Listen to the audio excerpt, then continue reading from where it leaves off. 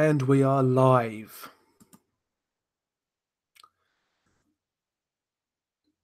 Let's just wait for a few people to come in.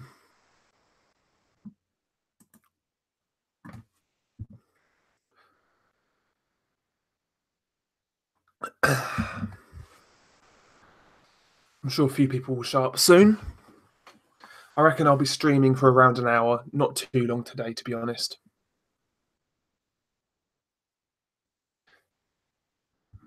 I just really want to gauge your opinions on this whole Wilder Joshua scenario. It keeps on moving and developing, and it's getting ridiculous now, to be honest.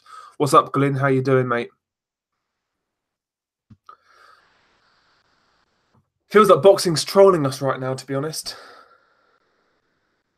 You know, these super fights are not happening, and just when you think they're close, more roadblocks get put out, and you know they get further away. I was really disappointed with this Deontay Wilder news. He was always going to fight Dominic Breazeale next. I've not really got a problem with that fight at all, because, like I said, that was always going to happen. It is mandatory. It is what it is. That's fine. But yeah, the fact, you know, he's turned down a career high payday, and for what? You know, Shelley Finkel admitted that it was a really good offer, lucrative, great offer from DAZN. But now the excuse is, oh, DAZN don't have enough subscribers. There's not enough eyes on DAZN, so we're not taking it. That's a new roadblock. I mean, when did that? When was that a factor? And if Deontay Wilder is this big star, surely people are going to pay $10 to see him fight Anthony Joshua. It's a ridiculous excuse. And yeah, I mean, Deontay Wilder and his team have, you know, they've basically undone all of the PR work they've done over like the past 12 months, because Wilder's team done a really good PR job. They made it look like Joshua was ducking, that Joshua was scared, but now they've undone all that. Wilder looks like a clown right now. He looks like an absolute clown. I mean, look at the reaction on social media. It's crazy. I mean, they've exposed themselves, man. They really have. What's your Hashman? What's your email? I'll send you a invite. Yeah, exactly, Glyn. I mean, Crawford, Spence. I mean, we should be getting that fight.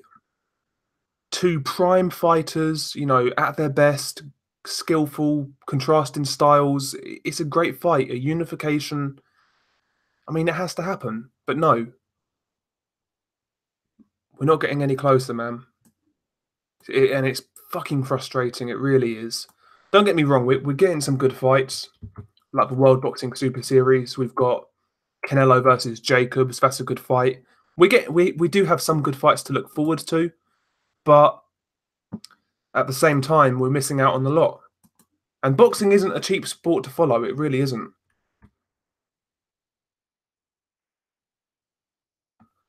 Okay, bro, that should be across soon. New Day says too much American ego. I don't think it's even that. I just think, you know,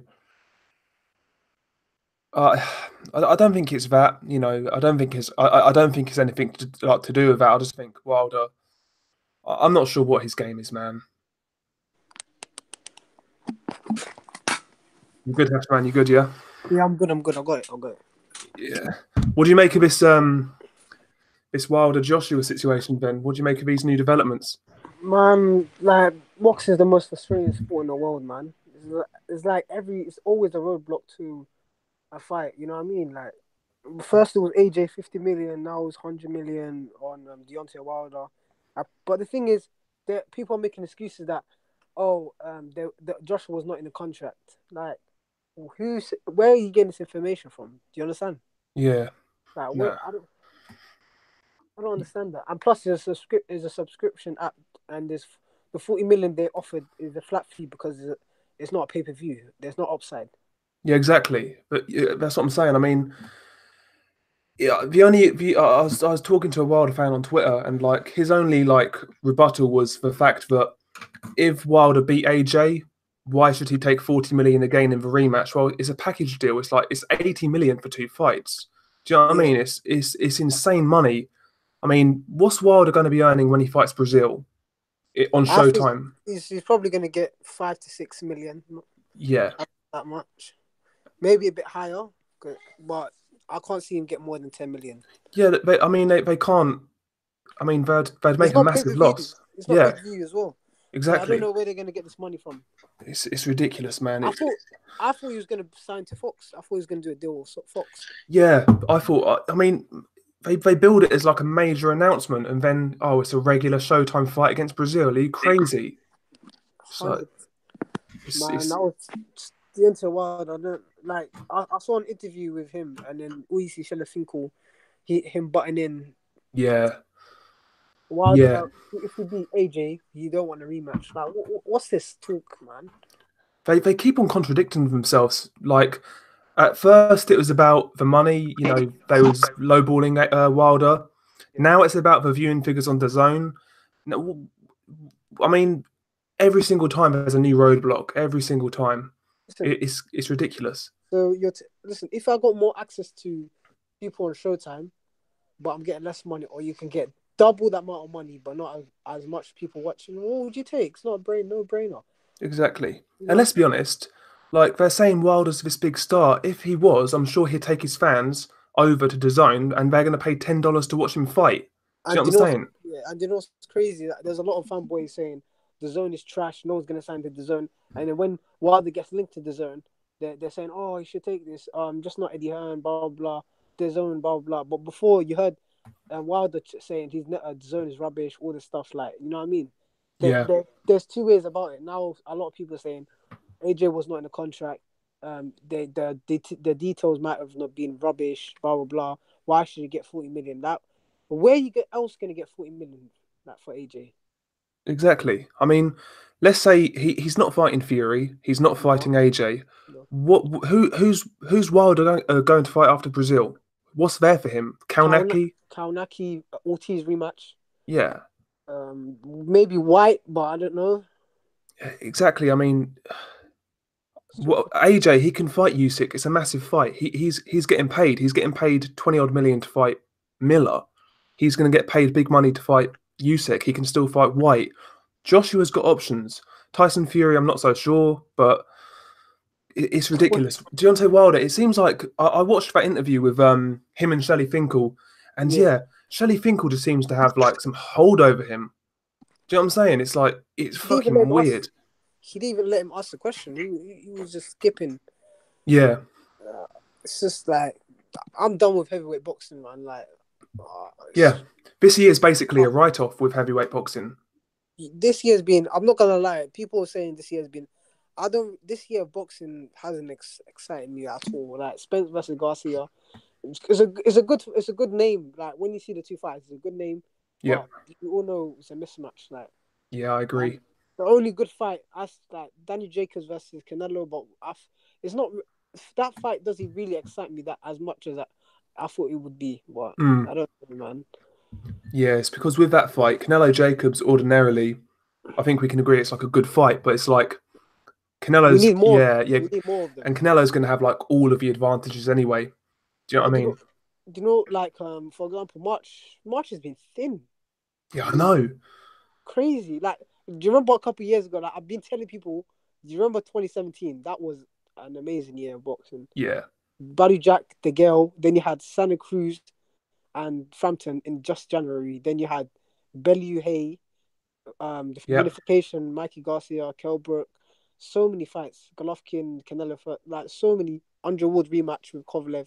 yep. Like, what has happened? Like, I know 2017 was great. Like 2018 weren't bad, but like this year's been terrible. terrible. Do you know what it is? It's probably going to be 2020 is going to be a good year of boxing. Yeah, 2019 is probably a write-off year. Like nothing's really gonna happen. No big matches. yeah. The only good thing, the World Boxing Super Series has got some good fights. It's got some good fights, but I just feel sorry for the World Boxing Super Series, man. The Yeah, promotion, everything behind it, like the money. It's got. I don't think it's gonna last too long, but hopefully they get a good deal yeah. No, I agree. I mean, because the zone. I'll be honest, the zone wasn't a good approach for World Box Super Series. That was a bad idea. Yeah, I think it should have stayed on on ITV4 yeah, or definitely. ITV1. Not pay box office, just regular television. Yeah, no, I agree with that. I mean, in the UK, they've not had this season hasn't been televised at all. It's all been on YouTube, hasn't it? IFL, YouTube, box. Yeah, Nah, man. Like, but hopefully, I like the matchups on the World Box Super Series. yeah. The new versus what's his name again? Rodriguez, yeah, Rodriguez, yeah, unification, and yeah, I want to really see Josh Taylor how he gets on with Baranchik. Is that fight on or? yeah. It looks like it. I think Baranchik is taking it. Yeah, Yeah, hopefully that gets made because there that's a good was, card. there was issues with Baranchik not fighting for the money or Yeah, something. no, I saw that as well. But I think they've sorted it, so that should be a good card. You've got Daenerys versus Tete. I think that's a good fight. Yeah, Daenerys versus Tete, that's a good fight. Yeah, I want to see how Tete looks against Daenerys because Tete hasn't really fought anyone really that I really rate. Paul Butler, he's all right, but other than that, I want to see how Tete gets on with yeah. Daenerys. Tete's a weird one. Like when he fights like a low level like a low level opposition, he kind of fights down to that level kind of thing. He Yeah, doesn't go through the gears. yeah. He's a lovely boxer in that. You know, he's got good skills. He's big, but yeah, I know what you mean. We need I to don't see know him. how he makes. Yeah, he's massive, isn't he? 275, 5'9". It's crazy. He reminds me of myself because I'm a feather. I'm a bit heavier than him, but I'm 5'11" and I'm a featherweight. So Jesus. that's why boxing like that. I like watching tall boxers, rangy boxers at weights like that, so I can learn off them. You know what I mean? Yeah, it's a good shout. To be It's fair. good. Yeah, but yeah, the box super series that's good. I like that. There's a few other fights that are right, but other than that, like matchroom boxing in the UK has been rubbish. Yep, I totally don't know. agree, man. Do you know what's crazy? Like a lot of people saying, "Oh, this Liverpool show." Like I don't see it. Like it would Yeah, be good if it I was mean, let's say Callum Smith headlining, then that would be all right, wouldn't it? But yeah, the Liverpool show, the main event, Liam Smith versus Sam Eggington. I think that's a mismatch, to mismatch. be honest, because Sam Eggington has no defense whatsoever. He But hasn't got a chin. yeah, Offensively, he's quite poor. He's slow. they Liam should have. Smith, yeah, he's gonna smash him. I wanted to see Liam Smith fight the Hassan Makino guy instead. Yeah, that's what I I'm would saying. I I mean, would have preferred that. he But knocks I out don't. Yeah, Eggington, carry on. and he doesn't get his shot. Oh man, that's what annoys me about boxing, man. Eddie Hearn's it happened. Do you remember in Dongo? Yeah, Do yeah, you know when he beat Ricky Burns, he had the option with a matchroom, yeah. No, yeah, I and remember. then Yeah, he lost to Crawford, and they just left. They just like you lost the pound for pound number one, and they just left like him. Yeah, yeah, that's like because didn't Eddie Hearn co-promote that show with Crawford? yeah, he did, Yeah, yeah, and usually Crawford shows are always on Box Nation because Box Nation love Crawford. yeah, they do. Yeah, Yeah, that's mad. It was like we've got Rungvisai versus Estrada too as well. That's decent. yeah, that's a good fight. That's a good fight. Yeah, I just like the low weights. What I like about the low weights is a lot of people don't know them, but they fight each other. You know what I mean? yeah. They have to fight each other, don't they? Yeah, They can't really duck. Like they can't. there's But if they I yeah want to see what's it called again? A mix. I want Eddie Hunt to get all the super. Or actually, ESPN have one of them, I think, in Cahas. yeah Ancajas. Yeah, Yeah, he's with um I want to see all Calify, Roman Gonzalez, all of them getting a mix yeah same. because it's getting better. But I think HBO when they had that Superfly card, they were selling a lot of tickets. I remember Roman Gonzalez versus Ringside, the second fight did well. Yeah, no, it did, and it's like I mean how long have we been hearing about Calyafai versus Roman Gonzalez? Still not happened. I heard Roman Gonzalez got knee surgery. Has he actually? Yeah, yeah, Nah, a couple months ago. that's good. No, I still think Gonzalez beats you five Yeah, easy. yeah. Gonzalez beats you. I think the best that super flyweight is probably Rungvisai. A couple fights ago, I was saying Ancajas beats all of them, but he's just been He He just was, yeah, he was poor in his was it second from last fight, the one he what? drew? Yeah. Do you remember the fight he had in the UK against Conlon. Conlon? Yeah, I was like, Yeah. this guy is a beast. But after that, he hasn't delivered. But yeah, man, the low weight divisions is. But the most frustrating, it's not Wilder versus Joshua that gets me frustrated because Crawford and Spence, that's what gets me frustrated. Yeah, I know what you mean. That there's no excuse for that fight not to happen. I mean, Man, both guys are in their primes. Both guys are basically the one and two in the division. yeah. It's a great style clash. You know, just make it happen.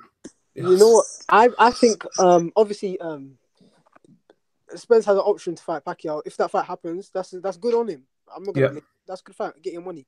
But if I was Spence, I would get the second belt against Sean Porter so I can have more say. You know what I mean? Like if you're unified champion, now you've got two belts. It's more Yeah. attractive. You know what I mean? Yeah. Exactly. No, I Now, agree. what's Keith Thurman gonna say, or what's Sean Porter gonna say? How they can't dock him anymore. He's got two belts now, so he can clean up the PVC side. Mm, yeah. And yeah, but I don't think he's gonna fight three times this year. A lot of fighters don't. Oh no, I can't see it. PBC fighters don't stay active. Terrible. Like Crawford, I remember Crawford fought three times a year. Do you remember 2014? Yep. And then he fought three times a year in 2016. Postol, Lundy, and Molina active. Like that's why Crawford has he's always sharp and he's always in rhythm with himself. Yeah, it was And his like fighters are rough.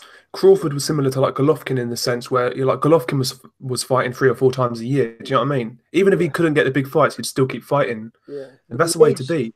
age is a factor. When you get up there in age, you can't take.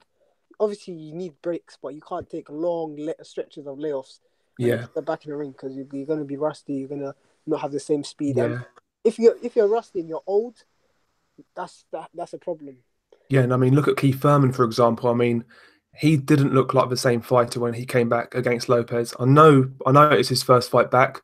Could be ring rust, but The thing is about Vermin, the movement. The movement was there. The movement I've seen him. The movement wasn't there, but the fluidity and the punches, and the defense wasn't there at all. yeah, his reactions seemed his reactions seemed a bit off. Yeah, but Um, his movement was good. I liked his movement, yeah, moving around the ring. he looked But quite explosive in the first sort of 2 to 3 yeah, rounds, but after that, he just kind of yeah, I'm not sure about his punch power anymore. I think his punch power is a bit overrated. yeah, I because on the think, come up, people called him like a knockout artist. Like, do you know but what I mean? imagine he hasn't knocked someone out since sort of Carras or Chavez or someone like that back I think it then. was Chavez. Yeah, no, it was Yeah, Carras. Carras, it's crazy. That's on the Broner Maidana card. Yeah, yeah. Broner dropped Sean Porter. It's crazy, isn't it? Absolutely Crazy. crazy. But yeah, I mean, another division right now, light heavyweight, great division, yeah. But you've Yeah, got Vodzik fighting somebody I've never heard. Well, I've heard of him, but he's like a kind of like a European level fighter, like yeah. well, it's kind of like a journeymanish type When does fighter. he fight? He's fighting this month, right? Yeah, he's fighting this month. I like. Do you know what the thing is? When fighters fight these type of fighters, but it's early in the year. You know what I'm talking about? Yeah, I don't really mind, but if Votsick was fighting this guy in June or July, then that's a problem. yeah, But it's around the corner. yeah. But Turbiev is fighting soon. He's fighting Kaladzic. Do you remember the guy who fought Marcus Brown and arguably won? Yeah, Um, the guy that fought Marcus Brown is fighting what's his name again? yeah, Beterbiev. Yeah, Serbia. That's a risky fight. that's You what I'm know, saying. It's hard to tell how good Kaladzic is. and there's a lot of people probably saying, "Oh, who's this bum? Yeah, yeah. That's what I'm Who's this saying. turkey?" I don't Yeah. know. Never seen him fight. Like, but to be fair, like Kaladzic against Brown, yeah, he arguably won, but it's Yeah, like, was that fight just a one-off? Was Marcus Brown like just yeah. had an off night, or is Kaladzic kind of one of those unseen fighters that nobody's seen, but he's really good? The thing about Klajic is if he took a loss to someone else, then you would say probably Marcus Brown had the off night. But he's stayed undefeated. He hasn't lost since, and he's not got the opportunity again. Yeah, I think it's if that yeah, was a 10 rounder, he would have lost. Well, I heard it was like a 8 rounds or 6 rounds or something like Yeah, that. 8 rounds. Yeah, yeah. Marcus Brown, I rate Marcus Brown. He's a good fighter. He's improved since then a lot. Yeah. Like The Buddy Jack fight, I was watching. I thought Buddy Jack the first few rounds. Yeah, I was like, is Buddy Jack? He's always a slow starter. But after the fourth round, I was worried. I was like, I don't think Buddy Jack looks like he's lunging in. He's being reckless. Like usually Buddy Jack here, he walks you down and he doesn't throw reckless. yeah, he's economic, isn't he, with his work? Yeah, But he was panicking. even if what's it called again? I think Marcus Brown could have knocked him out, but I think Marcus Brown didn't want to because the cut. Yeah, he was content on just boxing. He didn't have to. Yeah, That's crazy. That cut was mad. Yeah, Baddy Jack done well to get but through it. I respect what's his name, Marcus Brown for not finishing him off because imagine like his whole forehead splattered or Yeah, you know what I mean. crazy. I think that fight will take a lot out of Baddy Jack though. He's finished. I Yeah. reckon he's finished because Bivol, nope, no chance. No Bivol, no way, no way. People are saying, "Oh, Bivol's not exciting or anything."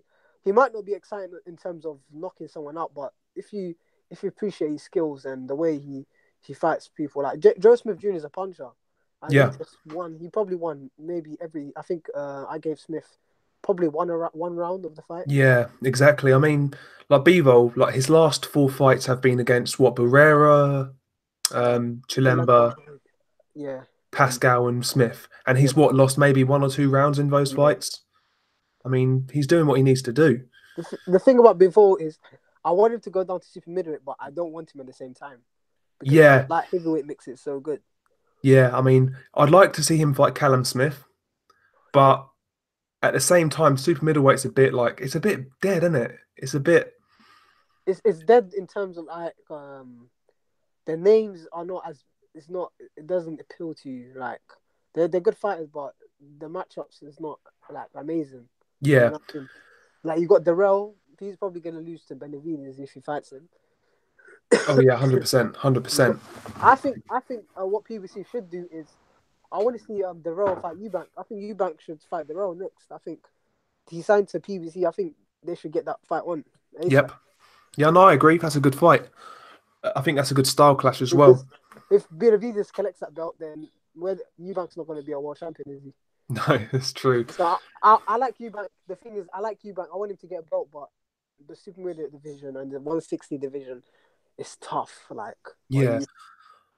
One thing I will say though about Eubank and Benavidez, like Eubank has actually got better wins than Benavidez. We don't know how good Benavidez is. He's looking good at this level against the likes of Jalen Love and Porky Medina, but like we need to see him against an elite 168-pounder. So if you would go on to be Anthony Darrell, would you say that's a good win? I think it's a perfect fight for him at this stage. It's a step up from what he's fought so far, and yeah, I'd give him some credit for winning that fight. I thought Yildirim would get smashed, but yeah, he done better than I thought as well. Yeah, to be honest, Darrell, yeah, I thought he'd beat him handily, to be quite honest. But yeah, Yildirim ran him really close, from what I heard. I saw the comments on the fight. It was so much Turkish people. Yeah, they come out to support, cussing and everything. Funny. They're like Polish fans though. Like Polish fans, they come out to support proper. Like yeah, that's good. That's good. Kaunaki and what's the other Polish guy? Oh yeah, Selecki, was it? Selecki, yeah. Them two, like the crowd. Yeah, it's mad. That's why I reckon. That's why I think they should people should get into the Polish market and find some good Polish undefeated fighters. Yeah, there's some good fighters out that way, man. There's some good fighters out there. And yeah, did you see the Selecki Rosado fight this weekend? Yeah, I saw it. That's crazy, man. Good fight. The thing is, it was a good fight, but it was more dramatic than being a good fight. If you know what I mean. Yeah, because Selecki was outboxing him for the first 8. I was surprised that Selecki dropped Rosado because Rosado's got a good chin and Selecki's only got how many KOs? 10? Yeah, like 10 or 11 in like 30 fights. Yeah. Yeah, but Selecki looked good. I was like, I was thinking, I think he's a little bit. I'm not sure, but I think he's a little bit chinny because Rosado isn't a massive puncher, and he hit the first time he hit him a couple times, but he hit him flush with the right hand, and he was wobbling. Yeah, Yeah, it's hard to say because he yeah, weirdly though, like on the Danny Jacobs fight, he took quite a lot of flush shots. yeah. So is he struggling with weight or something like that? I think Maybe. he moved up from 54, so I want to Yeah, I say don't know how he made 54. he's big. He's bigger than Jacobs. Yeah, I saw them at the weigh-in before when they were fighting. Like, I reckon Andre needs to be careful with him, not let him be awkward. I think Andre should come to him. A lot of people yeah, say Andre. A lot of people are probably gonna say Andre should box him from distance. He can, but I've seen Andre fight in the inside, and he's good at working that. yeah. That's true. Willie Nelson. Willie Nelson. Yeah, that was a really good performance. Yeah, Because Willie Nelson beat Tony Harrison, didn't he? Was it Tony Harrison? he beat Tony Harrison, knocked him out. Yeah, yeah, yeah. That was a really good He performance, knocked him actually. out, yeah. But I think Harrison should have shown that. If Harrison learned or had better surviving skills, he would have won the fight. But Yeah, but it's he like looked, Harrison against Hurd. I mean, he was winning that fight until he got hurt. yeah, Harrison's a good boxer, but he's a good boxer. But do you know when you watch Harrison, it's like he's out of energy every time every time he's boxing. He looks like he's out of energy every time. yeah, But yeah, he shows slickness and skills. But every time, I still think his stamina is bad because I don't think Charlo didn't follow the game plan or he didn't work no, he as didn't good. work enough. He tried box. He tried to be too aggressive and throw wild shots, and he was getting countered all day. Yeah, The the thing thing is, is, yeah, no, I agree with Charlo. I think, well, with Jamel, he got a few knockouts, and I think he got a bit gassed with his power, yeah, and you could tell in that fight, like he was loading up, he was missing, and yeah, I agree. He was Charlo. Jamel needs to go back to his boxing because he was always like the better boxer. and the thing is, if you watch his performance against Hatley, he showed both boxing skills and power. Yeah, He boxed him and he hit him with a counter. That's where Charlo is good at. If he hits you with a counter shot and he hurts you, he knows how to finish you. But against Harrison, if he's shown a bit more, like you see against Hurd, the way Hurd dropped him, yeah, he slipped the jab and then he came over the top. yeah, yeah. Nice, it's a good shot. Good shot. He's a good boxer, but I think he just got gassed with his power, to be quite Yeah, honest. And yeah. the game plan just went out the window. That's what it looked like to me anyway. And the fight was still close. Don't get me wrong. I felt it could have gone either way. I think Charlo. I thought when I first watched it, I thought Charlo won wide because the commentators were just offsetting me so much. Yeah, And then when I rewatched it, I had it a draw, but probably Charlo probably edged it because he finished strong at the end. The last couple of rounds, Charlo was finishing strong, and Harrison was tiring, and he was holding a lot at the end.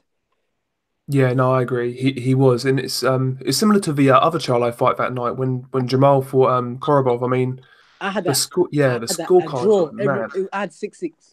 Yeah, I think that's a fair score. Again, I think that fight could have gone either way, but the scorecards were terrible, and the commentary was awful. For me, it was 5-1, 5-1 each half. Yeah, Charlo finished strong. I think Strong. round 12. Yeah. I think he hurt Korobov, if I remember rightly. I don't think Charlo probably paid attention to Korobov because it was the week of the fight and he thought you could run through him. That's what his mentality was. But I think if they do have a rematch, Charlo would win. Yeah, I agree. I think Jamal probably just overlooked him. Last minute replacement. Yeah. Guy got knocked out by Andy Lee years ago, and he thought to himself, "I'm going to walk through this guy," but just didn't work out. Korobov can box. He's just been horribly inactive. The thing about Korobov is, you see at the end, like the last round, Yeah. he got a little bit too aggressive and he got caught. Mm-hmm. Yeah. The thing about Charlo, he has trouble with southpaws. He's fought Trout. Who else he fought? Yeah, Trout and Yeah, and Korobov. Yeah. Slick southpaws give him issues. Yeah, that's true. If That's you're true. a traditional orthodox fighter, he'll get you more because the jab. Yeah, he can time the jab, can't he? Yeah. Time the jab against what's his name again?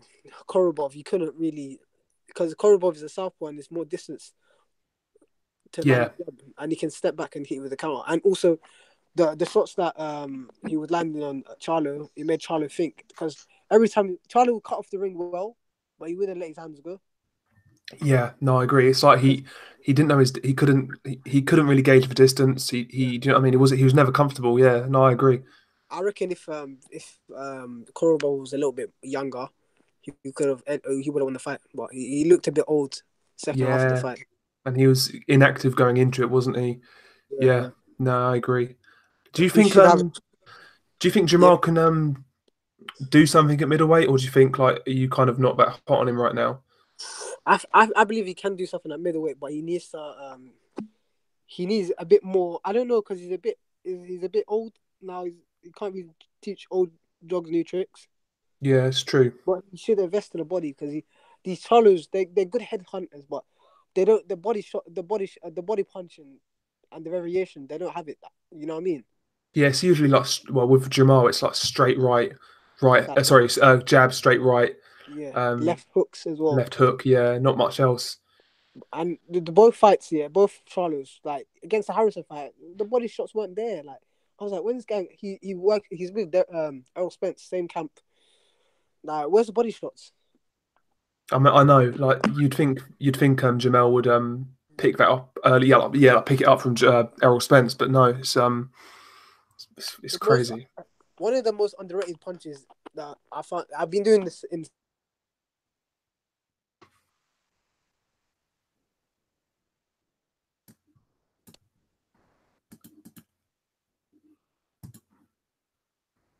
think we've cut out. Hashman's cut out. He can come back in at any time.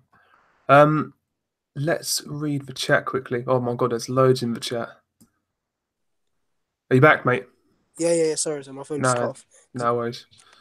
Yeah, I said just a simple jab to the body is effective, Yeah, and just feints. That's why Canelo's so good because yeah, Canelo works everywhere, and that's what I think will trouble Charlo. yeah. No, I agree. It's a good shout actually. Um, Errol Spence does that well as well. Not his jab to the body per se, but like he's got a lovely like his straight left to the body against Mikey was amazing in the first half of that fight. Yeah, Like, he got his distance down like from the very first bell. Um, yeah, man, he boxed really well in the first yeah. half. The thing about Errol Spence is, as soon as the bell rang, he straight away he threw so many jabs. Yeah, He threw so many jabs, and Mikey, as soon as he was throwing so many jabs, it wasted a lot of time in the round. You know, like Mikey was kept blocking. He was blocking most of the first round. He block, parry, block. That's the only thing Mikey was doing. And Mikey got used to parrying and blocking in the first round. Then you saw Spence hit him to the body, hit him over the top a few times, and just them small things, yeah, crafty tricks yeah, that like a bit more Spence is variation. Yeah, just those small things that can win you a round. And after a few rounds, Mikey couldn't adjust and he couldn't find distance because Spence's jab and reach kept him away, and Spence dominated the fight. It's domination. I thought yeah, Mikey would do better. I thought Mikey, because you see it when Mikey he's 1-2 so crisp. Like he probably has, I think pound for pound one of the best 1-2s in the game. His no, I timing, agree. Yeah, his no, timing is unbelievable, and he couldn't time Spence. I was shocked because I've seen Spence get hit by Campbell. I've seen him get hit by Lamont Peterson, Kelbrook. yeah, even I thought, like Van Heerden, people like that. yeah, but I think Spence showed boxing skills in this fight that people thought he didn't have. No, I agree. No, I agree.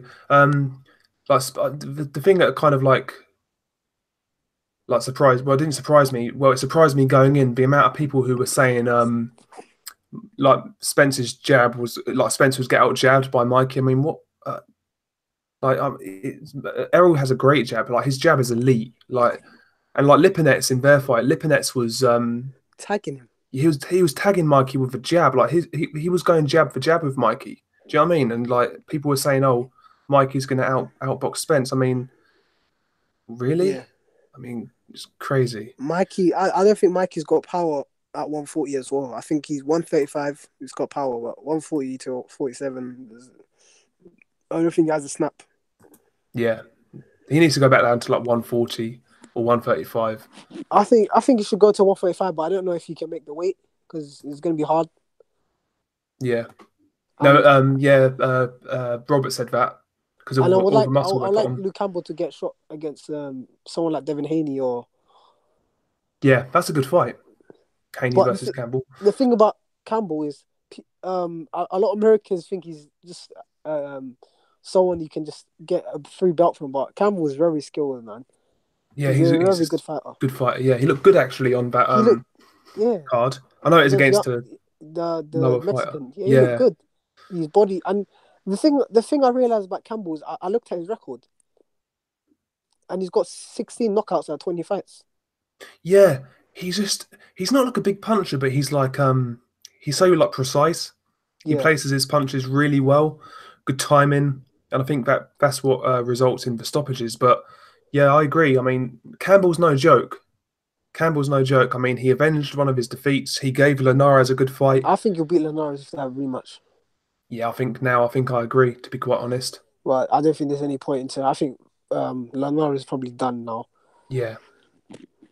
I Um, mean, I think who's the number one guy at the mandatory for the WBC? It's like Luke Campbell and there's a second guy, a Russian, yeah, so yeah, it's Haney and some Russian dude. I forgot his name. Abdullayev, something like that. Yeah, something like that. Yeah, Yeah, I've never seen him fight. yeah, them two maybe in the summer, maybe on a Whyte undercard.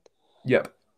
But I'm not sure if Mikey's gonna relinquish his belt because it's been a while now, and he hasn't defended his belt since July last year.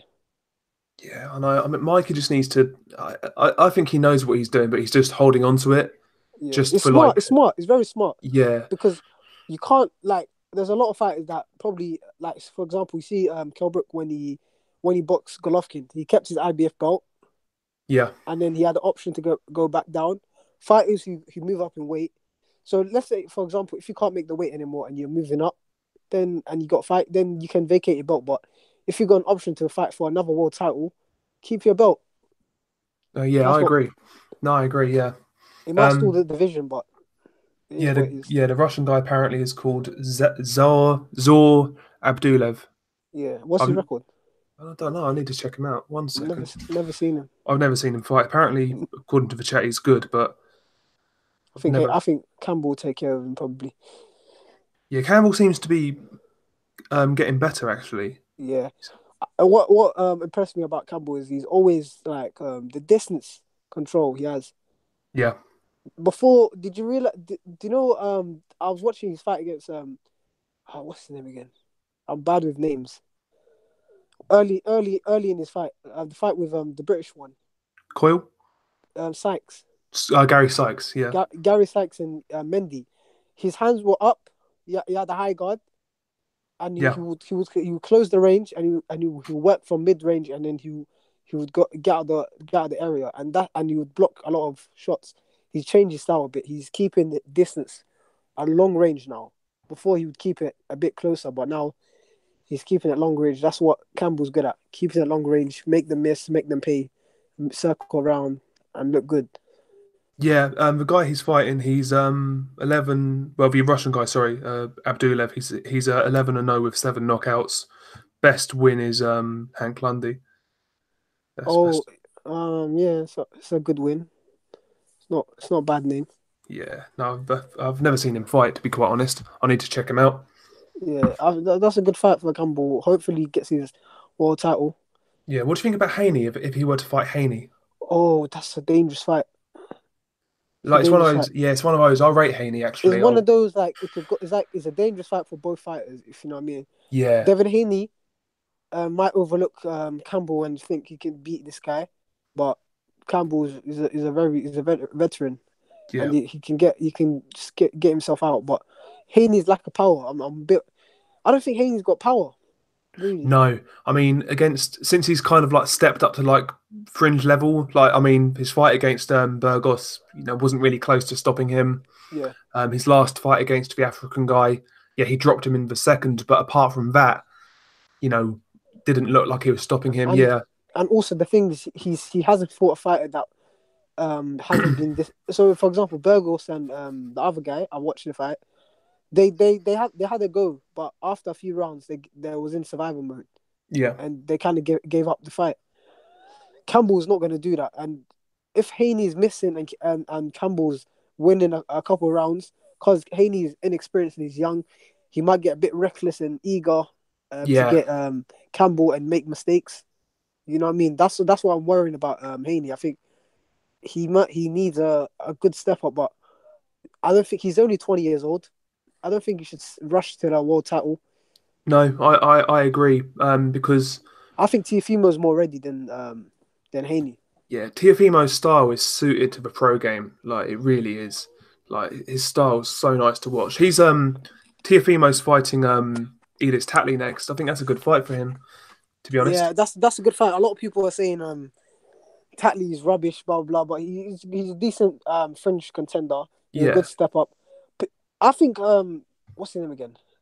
Tifimo, he had a good step up. Look, he's fought Magdaleno. Mason Menard, Yeah, then he's fought Magdaleno, now he's fighting Tatley, and he's fought them 2 months. So he fought December, February, and April. yeah. That's what you want from a prospect. Active, slight step ups each time. Yeah, that's Yeah, what I'm because saying. That's What Floyd used to do when he was younger is when he was a world champion, he had like 3 or 4 defenses at least 3 to 4 defenses every year of his yeah, title. That's what you need from a prospect, someone stepping up levels, not too drastically, like someone like a Yarde. If Yarde was managed by Top Rank, I reckon it could have went well for him. But the yeah. thing about I worry about Yard like when he steps up. I really do. man, I know Yarde because I trained at the Peacock for a couple of times. I used to see him train Yeah, just a couple of years ago. He's a good fighter, but the thing is, we don't know how good he is because he hasn't fought anyone that we yeah. recognize and think is And good. and from like my perspective, like my brain just tells me that there's a reason for that. Do they know something we don't know? Has he got a bad shin? Does he have bad stamina? What's the crack? I mean, it looks like they're just rolling the dice. You know, if he wins, it's a gamble worth playing. But if he loses, they can say, "Do you know what? He stepped up too soon. We can go again." Like it just seems like they're taking a gamble. I don't know what There's they're. an I don't I believe there's no way out for Yard because if he pulls out the Kovalev fight, then his reputation and the backlash he gets is going to be very bad. Yeah, And also, if he takes the fight and loses, a lot of people are going to be like, "Oh, he wasn't ready." Blah blah. Frank ruined him. He fed him to Kovalev. We us fans, they probably think, "Oh, why is Yard not fight?" Listen, we don't want Yard to fight for the world title. A lot of people are not saying Yard should fight Kovalev. All we want is Yard to have a good top 10, top 15 yeah. ranked opponent that we respect. If he fought Sullivan Barrera and pulled out the Yard Kovalev fight, I wouldn't be disappointed, would you? No, like Joe Smith, Sullivan Barrera, anybody like that. I'm fine with that. Everyone like that. They're limited fighters. They're Yeah, not. They're not. Obviously, they're dangerous. Sullivan Barrera is probably more dangerous fighter for Yard because yeah, Barrera's got skills. yeah. Whereas Joe Smith is He, rudimental. Like he does the same thing, yeah. basic, Overhands, that's pretty much it. basic. Yeah. Yeah, But it's a big risk. Would you put Yard against Sullivan Barrera or Joe Smith? Eventually, probably get knocked out or probably lose. You never know. And then what happens there? yeah, exactly. And yeah, That's. I don't think they have confidence in Yard to fight that guys because Frank Warren always gets annoyed in interviews when they mention the step up. yeah. And with Frank Warren, usually he's the type of guy who, he steps fighters up at the right time. But with Yard, he's not done that. Yeah, Like he hasn't it, done that no, that's what I'm saying. usually, and he hasn't gone the British or European route. Yep. I mean, look at the other guys. I mean, like Billy Joe, for example. He went from area to like British to Yeah, European to world. and the thing about Billy Joe is Frank Warren didn't rush him because he came out of the Olympics. He could have stepped him up quicker than he did, but he fought undefeated Spike Sullivan. Then he fought John Ryder, Blackwell, good undefeated fighters Yep, all early in good. his career. Totally agree. And then yeah, Eubank. Eubank Yeah, as well, yeah, it's a risky fight as well. so I'm saying like he took good build up fights. He took the right fights at the right time. And really, with Billy Joe, it was when he became a world champion. That's when shit started to go wrong Yeah, with I Billy don't Joe. think the thing about Frank Warren is he's very good at building fighters up. Yeah, Yard is not. Yard is probably one of the few that hasn't probably got managed to do it with. But as soon as they become world champions, they become irrelevant, and we don't really care. Look over to Terry Flanagan; he's probably finished. Yeah, I mean Terry Flanagan. Look at the title defenses he had. Derry Matthews and Fanner, people like that. He could have fought Crawler in the unification Yeah, in and that's what I'm Manchester. saying. Like that fight was so fucking obvious to make. And you know what's crazy? That fight will definitely sell at 20,000 Yeah, because yeah, Crawler is a big seller. yeah. No, I agree, man. I agree. Somebody said in the chat actually, Yarde should fight Chilemba. That's a good shout. That's a good Yeah, fight. Yard should fight someone in the top 10 Yeah, top 10, top or 15. fringe, just someone outside. Even do you know what's funny about Yard? What's that? You know what's funny about Yard? He fights guys that's being beat by good fighters, and then he says, this guy didn't stop him in 12, or this guy he lost to only this guy, or he got beat by this. Why not fight the guy that beat him? So like Karen Murat, why not fight him? Yeah, You exactly. know what I mean? Karen Murat. Like he was a former world title challenger. I think he's been European. European champion. Yeah, good, I good. know, and I would not blame that fight. That's a good fight. Yeah, that's what I'm saying. I think most people like us, like me and you, reasonable boxing fans. We're not saying Yard should fight a killer next. Just to Yeah, like step ups. We want a couple of step ups and see what happens. Go from there. But yeah, it, The it, Yard it, thing's been weird, man. It's just been so it gets weird. boring because in his interviews he's like a broken record. He says the same thing every time. Yeah, I know he's got 12 amateur fights. I know he's got this, but come on now, he needs to step up. yeah, Not too drastically, but step up the competition a bit slowly, but not fight Travis Reeves or fucking Bariani or guys like that. yeah. Tony Avalan, yeah. And the thing is with Yard, like he's not like he's a likable guy in it. He's not like a prick or anything. Like, but his reputation has been absolutely ruined. I reckon if he was with Eddie Hearn, we would have known it would have been make or break for Yard by now. Yeah, totally agree. I totally agree. Like, Buatsi, I think I reckon towards the end of this year, I think you'll see him in like what you kind of call a step up fight. I don't see Boatsing with a Barrera or that this year. I think next year, I think he will probably get those fights in by Yeah, next year. I think he will probably fight someone outside the top 15 and yeah, build up. Not maybe Karen Murat. I see him fighting that. that's a good shout. I think I could see that happening. I see him fight Shabransky from Farah. These guys, Yeah, yeah. and No, I then agree. They're all good shouts. He's fighting Conroy next. I've never. I'll be honest. I've never seen Conroy fight before. never seen him as well. Yeah, I saw on his record. He beat Miles Shinkwin, but that's pretty much it.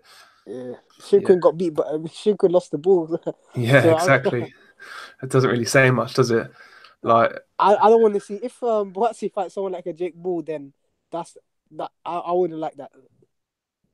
54 Trail Swan in the chat. He says, "Who do we reckon wins between Lewis Nery and Ubari, the WBC champion?" Ubali. I think Nery wins. Yeah, I think Nery wins. I quite like Ubali though. I felt he looked good against Rashid Warren, I would but argue.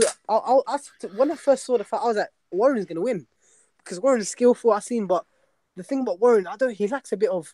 He's like a William Monroe. Do you understand? doesn't have any spite. He don't have the spite, and he doesn't have the I won't say the heart, but there's something like the will to when he get down, batten your gum shield and get the rounds in and try it to force it. Yeah, kind He of does goes have. into a shell. Yeah, I know what you Yeah, mean. Yeah, that's why I can see why he lost to Zakianov and Payano. yep. He had the beating of. I'm telling you, he had the beating of Zakianov. He dropped him. He was outclassing him. But when it got a bit tough, Yeah, got into a shell. Yep, yeah, yep. Nice. yeah. It's weird That's though. Like Warren, Broner, and Robert Easter, all the same in that respect. yeah. They're both. they're all Ohio. They're all Yeah, friends. weird, It's isn't it? weird. It's weird. I don't think you know what? Yeah, you're right because what Easter probably gave up against Mikey. Yeah, and Now, even like in the fights with Shafikov and who was the other one? the Commie. now I wouldn't say the Comey fight. I think that was a I felt he lost that. yeah. But the thing about the Coleman fight, He showed heart, to be fair. He showed resilience, and he got down and dirty, and he did his best. But against for Tuna and Mikey, he looked terrible. Yeah, yeah. Just See, if you watch how Errol Spence beat Mikey, yeah, and you see how Easter fought against Mike Garcia. If Easter had a bit more skill and he had better range or distance, he could have gave Mikey problems. mm-hmm. But he don't know how to use his height and reach properly. Yeah, no, I agree. And do you see Easter Jr? He's fighting Barthélemy next. That's a decent fight. Yeah, that's a decent fight. I think Easter wins. Yeah, Barthélemy. No, I don't rate Barthélemy. After the fight against Relic, this guy, he was terrible. No, what? I was shocked. Like, if I seen someone perform like that, I would have pulled him out. I would have pulled out Barthélemy for performing like that. Yeah, you couldn't. The thing is with Barthélemy, it looks like you can get on top of him, kind of thing, and like overwhelm him. Maybe Easter can do that with his size. But that's a good fighter. It's a good fight. Sorry. Yeah, Easter win that fight. Do you think? Yeah, I don't know, man. I'm undecided, to be honest. I don't really rate Relic as some people rate him. I think he's average. I'm telling you, I think Prograis will destroy him. Do you reckon? Yeah, I'm predicting a body shot knockout. Body shot. That'd be interesting. It's an interesting fight. I think Relic can give him problems. Yeah, but you see, Relic's weak to the body. Do you think? He's been dropped by. Oh yeah, Barthélemy won it. Yeah. You're right. Regis will probably get him. I think 7th round TKO or maybe 8th. Yeah. Mid round, but I think Relic will come out fast. But when he feels Prograis' power, he will back off. Yeah. And Relic is not good at backing off. Yeah, don't get me wrong. I've got Prograis a favourite, but I do think Relic's going to give him problems. I do. You think so? I don't see it, because I've seen his fight against Burns. I've seen his fight against Barthélemy, and I've seen his fight against Tranowski. There's nothing I see that will give Prograis trouble, because a lot of people realize Prograis is very slick. He's very slick. He's slick coming forwards. Yeah. And what he did against Terry Flanagan, I was impressed, because Hooker won the fight, but that fight was very close. Yeah, that was close. And Prograis, he dominated it, yeah. Dominated. He probably won nearly every round. Yeah. What's good, McGregor? You doing good? I'm good. What's good, Dale? What's good, Hashman? I'm good, man. I'm good, bro. How you been? Not bad, man. Not bad. Just keeping up to date on all that's going on, pretty much. Well, how is your boy John O'Carroll, man? What are you saying my boy for? I told everyone he was getting smashed. I won money on it. I thought he would give her a bit more of a trouble for Tevin Farmer, but Tevin Farmer's. You want to know something, man? I'm going to say this. I actually thought he gave Tevin Farmer more trouble than I thought he would give him, because I thought he'd give him no trouble at all. And he at least landed some punches. That shocked me. That actually genuinely shocked me. I thought he was just going to get destroyed 12 rounds to 0, and he wasn't. Tevin Farmer is a good inside fighter. He's a very good inside fighter. He's just got no power, me. Yeah. Yep. That's the issue. If Farmer had power like Davis, boy. You know, we say he's a good inside fighter, but would you trust him to fight inside against Berchelt? No. Berchelt's too fast, too slick. It's powerful as well. He is. I think you should. He wouldn't be able to get in onto the inside against Berchelt. Berchelt could keep him at bay with that jab all day. Yeah. I think Berchelt is a bit defensively. He has a bit of defensively. He gets hit a lot. He does get hit. He does get hit, but that's because he allows himself to get drawn into fights. That's the thing with Miguel Berchelt.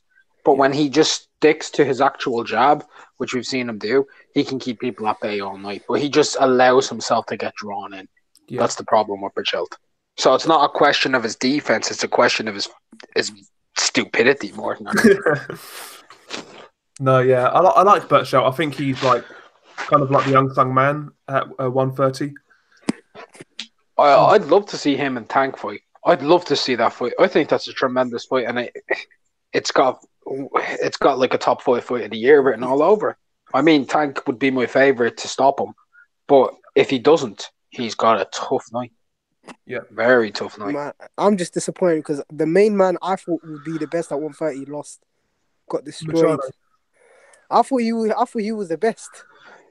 To be fair, he looked good against Sergio Corrales. That's a great win. And I mean- he's the one against the one that I won HBO, the one. Was it Mensa? No, the other one. Oh shit! What was it? He knocked him out in the round. Yeah, I know the fight you're talking about. I just can't think of the guy's name. But who's the guy that beat Machado? Cancio. Cancio Tim Farmer should call him out, man. Yeah, Tim Farmer should make the fight happen. good fight. Cancio's not a world beater. He's got 4 or 5 losses. Yeah, it's a good fight. It's a step up for Farmer since he's won that belt as well. But it's a risky fight. It's probably a risky fight. Yeah. Farmer should stop ducking the biggie man and step up and fight Errol Spence like everyone else does. Yeah, got 3 weight classes, 4 weight classes, whatever it is. What do you guys think of Kid Galahad and Warrington's press conference? Do you know, I've not That was seen it. hilarious. I heard the It was MJ thing from his dad, but that's about it. Man, that made me dislike Warrington, man. Like, do you know what? That fight, I do think Galahad is going to give him problems early on in that fight. The first 4 rounds, I think Galahad's boxing is going to give him problems. You never know. If But, Galahad can win the fight, you never know. Yeah, but I think with Galahad, I think as the fight wears on, I think the work rate, the output of Warrington's going to just... I think Galahad's more slicker than Lee Selby. Yeah, I think Galahad's technically, technically, I think he's actually more sound than Selby. Selby's a lot hands down reactions. Like Galahad's more. I'm going to sound. say this. I'm going to say this, and I'll just leave it at that. Kid Galahad can have all the skills in the world. He ain't fought anybody, and we don't know how good he is. I'd agree. That's He a ain't fair fought point. anybody at all. I do think We he's don't- better. You can look better than Lee Selby when you're in there with guys who are ranked 65 in the IBF. I think Anybody can do that. Tucker Khan Clary was a decent fight. No, You don't think so? it's not a world level fight. It's not a world level fight. It's not world level, but he's he's an awkward guy. Top And 15, would you say? I'd say 25th. 25. I'd need to rank for. I'd need to look at it, but he's an awkward guy, and Galahad won like every round. To be I think honest. the best fighter at 26 is Gary Russell Jr. I think it remains to be seen. I have told many people I used to despise Josh Warrington. I really did. He's made a believer out of me. Like, Yeah, he's I genuinely made a Warrington. believer out of me. On the come up. That's I'll the be honest. thing. When I And watched the Kiko Martinez fight, I thought this guy was average. Yes, I know what you me mean. too. I've always thought he was average, but as it's gone on, he's gone through every level. He's won British, Commonwealth, European, World Champions. Last year, he was arguably the UK Boxer of the Year. Last year. 100%. There's no doubt. Like last year, he beat Selby and Frampton back to back. Brilliant wins. Frampton was coming off of a win over And Nanido the Nair. And if he beats Kid Galahad, he's cleaned the whole UK domestic scene. Yep. Yeah, and you would have to put him as favorite, even if you think Kid's a more skilled boxer. Is he Yeah, better as a slick boxer than Warrington is as a pressure fighter? I don't think he's better with his slick skills than Warrington is with pressure. The thing what I like about Kid Galahad, the way he switches and his awkwardness can give Warrington trouble, and he's not bad in the inside as well. He's not bad. Yeah, I know, but the thing is, I think Warrington's constant. I don't think anybody. I'm going to say this, pound for pound, Warrington looks like he has a top 10 chin in boxing. His chin is. We don't know. We don't know, but he has been hit by punchers. Selby's He not has a puncher. Selby's not a puncher. Selby's not a puncher, but Kiko Martinez is a puncher. Carl Frampton is a puncher. What I'll say is this. I'll say this. I agree with. I can kind of see both sides to it. So I agree with McGregor in a sense, but at the same time, we were saying this about Warrington before he fought Selby. Yeah. Maybe Galahad, when he steps up in competition, maybe he finds that next level. Some fighters are like that. Some fighters, we only see how good they are when they actually It step can't be a up. close fight. It can't be a close fight because Galahad will not get the decision. Oh no, Galahad's Mate, got to win. convincingly. Gone. Yeah. Maybe I'm just biased because I can't support anybody who who's with Dominic Ingle and has a bad history with Man, drugs. everyone's leaving Dominic Ingle left, right, and centre.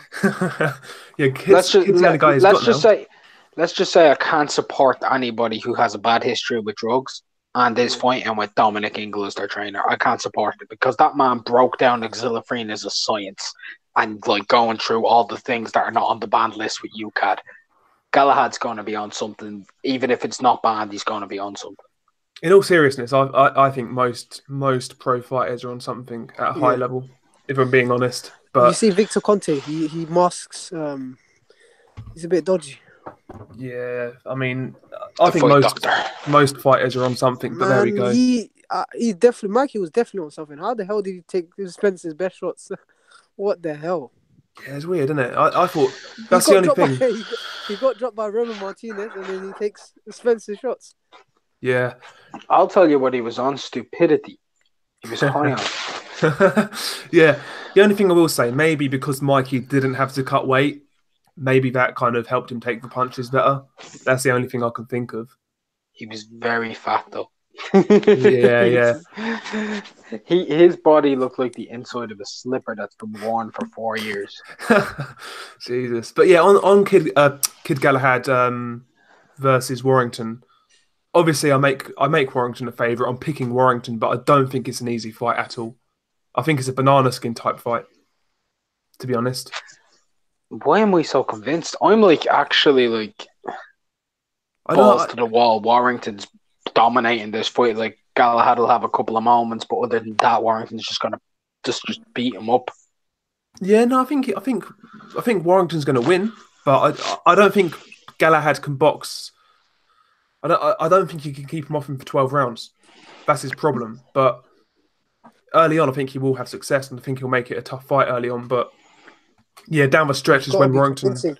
Yeah, I mean, I don't see it. I don't see him being convincing. That's the thing. That's why I can't see winning. I mean, if he wins 7-5 on fan scorecards, he's not winning. Yeah. He needs to win 10-2. Yeah. 9-3. Yeah. Yeah, 100%. 100%. And what I did hear about, I saw on Twitter about apparently Frank Warren was talking about Galahad's drug test in the past. Which is fair enough, but at the same time, this guy doesn't allow anybody to question Billy Joe or Fury. I kind of found that a bit, I don't know, it kind of rubbed me up the wrong way, I'll be honest. I didn't see it, but... I don't like Frank Warren, man. I just don't like him. Yeah, well, fish even eyes. Even the press conference, he was having to go at Kid Galahad. I know you're the promoter of Warrington, but you don't see Eddie Hearn or other promoters having to go at the other fighter. Yeah. I found that a bit, I don't know, it just seemed a bit, I don't know, it makes Warren just seem like a prick, to be honest. When he made him flinch, did you see Warren's reaction? Yeah, he's cracking up, wasn't he? Yeah. Yeah, I'm actually really looking forward to that fight, I'll be honest. Yeah, me. It's a good fight. It's annoying that it seems such far away because it's June. Yeah. And the fight was supposed to happen in May. It's regular BT as well. Regular BT, not on pay-per-view. That's what I'm saying. That's what I'm saying. Frank Warren, man, he's coming out. He's doing it. Is it on box office or not? Nah, regular BT. Regular, man. Oh, I didn't realize. Frank Warren's fucking. To be fair to him, he delivered there. I'll give him his credit. That's a nice one. I thought you put on box office because Eddie Hearn was talking about the purse. Yeah, I know. Fair play to him, man. I'm taking that. That's free boxing. That's pay-per-view fight, anyways. Yeah, 54 Trail Swan in the chat. He's saying Warrington is starting to get overrated. I know what you mean. I mean, I think he's a very good fighter. I think he's top 5. I think he's world level. But would I pick him to beat Gary Russell or Leo Santa Cruz? I don't think so. I wouldn't personally. I'd pick him to beat Lomachenko tomorrow. And Errol Spence and Anthony Yarde and Kovalev and you know what, David Price all on the same night. He'd probably beat Dave Allen. No, he wouldn't. Dave Allen would kill him. I don't rate Dave Allen, but Dave Allen would fuck up anybody who's like below like really heavyweight. You're trolling too much, man. No, if you right, I'm gonna like who's probably the best. Right, let's go to 147 and below. Right, do you really think Errol Spence is beating up Dave Allen? No. You probably will. No, come on. Tony Yoka couldn't actually knock him out, right? Eventually, Dave will catch Errol, sit on him, and just start punching. And it will hurt. He's a heavyweight, nonetheless. It will hurt him. Yeah, the side difference is too big. Yeah. But I reckon Batabiyev can beat him. Look, I said anyone from super middleweight or below, right? The only one who might have a chance in super middleweight is Cam Smith because he's like 6'3" and he could probably get up to 200 pounds. Benavidez. No, Benavidez, he's got fast hands, but I guarantee you Dave Allen would eat him like a snack. Why are we talking about heavyweights versus super middleweights? Because I've joined, right? That's what happens. It all goes out the window. Yeah. I mean, like, Galahad Warrington. I like the fight. I think it's good. Looking forward to it. Yeah, I'm hyped for that one. To be quite honest. Have you talked about Mom Squad? Yeah, man, that guy. I mean, speak it, believe it, conceive it. Yeah, Mother Goose. I mean, what do you want to say about him? I mean, first it's the money, now it's the viewing figures of DAZN. I mean, what's next? Fucking, you know what I mean? Dressing room size or what? What's next? He's winding me up, man. I'm just sick of the heavyweights. Like me and Hashman were saying earlier, heavyweights this year is a write-off. Can anyone answer me one question about Deontay Wilder? Right, his favorite clothing brand seems to be Versace. Why is the guy who talks about racism wearing the clothes of a gay racist? Because that's what Versace was. He said, "No black man shall ever wear my clothes." So they're not worth it. He said all types of things about black people. He's racist. I don't think he's educated. Yeah, I think that's it with Deontay. So what you're telling me is he didn't Google it? Yeah, pretty much. The thing is with Deontay, I think the people around him are doing him a disservice right now. I really do. Do you think Deontay Wilder's in big trouble with Big Trouble? Nah. I hope so. Nah, don't breathe. How hard is right? Let's be honest. How hard is Brazil's head? Like a coconut. Yeah, it's hard. Right. So, is there a possibility that Wilder breaks his hand and Brazil just goes ham? Yeah, I mentioned that on my video for it. Brazil's the type of guy where Wilder could pick up an injury because it's happened in the past against tough guys like Duhaupas and Arreola. But Brazil has a head like a coconut. Arreola has a head like a brick wall. Yeah. Ariel's head is rock solid. I mean, he can get stuff, but he has a rock hard head. The thing is he going to is not a big dropped him and he had him go in. Yeah. Wilder will take him out. I'm telling you, man. The only thing is Wilder. Yeah, I agree, man. I think Wilder is stylistically, it's kind to Wilder. And he can just box him as well. He can outbox him if he wants to. Yeah. There's one other argument, and that's where, when Wilder gets really angry with his opponents like he was with Stavern and he comes out just trying to knock you out. What if he doesn't get Brazil out of there early and he's throwing away the gas tank? That's a good point. If Wilder gets emotionally invested, you know what? Point. Yeah, the fight against Eric Molina when Eric Molina was catching him and he had him wobbled and. I think Wilder's there. Wilder's the type of guy. I've always said this. Like Wilder on his day can knock out anybody, regardless. He can knock out anybody in the division. However, he's the type of fighter who can get upset against like a C-level guy. Do you know what I'm trying to say? Like he's vulnerable, but he's super dangerous. I think the more dangerous fights for Wilder are the guys who do have power, but you don't look at them as a real challenge. And I think Dillian Whyte, in essence, could be an easier fight for Deontay because he'll be more wary of Dillian Whyte overall as a boxer than he would be Brazil. Yeah. He'd be paying attention to that. He'd try to set shots up a bit more, even though he telegraphs, because that's what he will do. One thing against Dillian Whyte, I was picturing this in my head. What about Wilder threw a 1-2 and he catched it and he hit with a left hook? Yeah, he'd wobble him. I don't know if he'd knock him out. He could. I think Whyte could knock Wilder out. I'll be honest. Counter. He's got the best catch count in the division. His return to blocking shots and firing back is great. Yeah, I mean, look at Molina's left hook when Molina timed him when Wilder was coming in. Like Molina times him coming in, and Wilder does the stanky leg. Listen, Whyte hits harder than Molina. Whyte or That's true. Ortiz? Nobody's going to deny that, though. Whyte or Ortiz? Who's the bigger puncher? That's a tough one, you know. I think do you know what? White's left hook, I think, is a bigger punch than anything Ortiz has. However, I think Ortiz on a consistency basis is probably like outside of that left hook, I think the uppercut of Ortiz, the straight left, the jab, they're all more powerful than all of Dillion's. But that left hook is the most powerful punch out of all the punches there. Yeah, I'd agree with that. Yeah, I agree. But Ruben Guerrero, he says Joe Joyce would give Wilder fits. I'm not sure, man. No chance. No, he wouldn't. No, Joe Joyce comes forward, he throws heavy shots, yes. We'll all admit that. He leaves bigger holes than girls from Essex walking around, mate. I am telling you right now, those gaps are massive. Like, you can pick a shot, and he's so slow. And one thing, Wilder looked slow against Fury. Fury's extremely fast. Wilder's quick. He is quick. I'm not going to dispute it. He will punch Joe Joyce through a wall. You know when Stefan landed like 3 consecutive big right hands in the beginning of the fight. He landed bombs. Yeah. You can't do that against Wilder. If that's Deontay Wilder, what's happening to Joyce? He's flat. Sleeping. Yeah. He's been dropped by Crucifies. Because we normally see Wilder only land 1 or 2 big punches in an entire fight. And 3 big punches in 1 round, it's over. And I don't buy Joe Joyce having an iron chin because he's been knocked out by Kuzmin with a head guard. Yeah.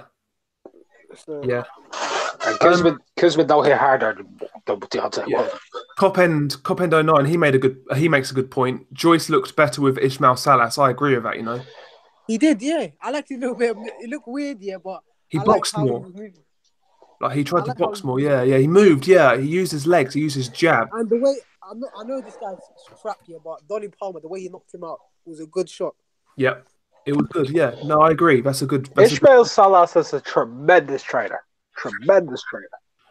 Yeah, he is. He's 10 times the coach. 10 times the coach Abel Sanchez is. Abel Sanchez is just famous, man. He's just like a Freddie Roach, overrated trainers. Yeah. I mean, Freddie Roach is overrated, but he's still a better coach than Abel. Yeah, 100%. I don't know, you know. I think I'd rather be trained by No, I'd rather be trained by Freddie Roach. I don't know, man. You know Ryan Martin when he fought Josh Taylor. Yeah. He fought like Gassiev. What the hell? Yeah, Ryan Martin. I was never. See, the thing about Freddie is, I've seen Freddie train fighters in multiple styles. Abel, I haven't. He can train you one way. That's the issue.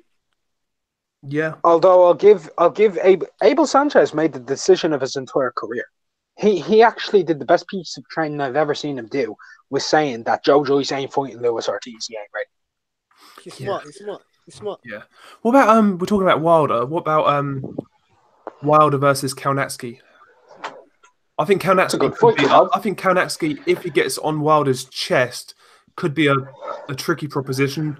I don't see it, man. Kaunacki on the inside shortens his punches really well.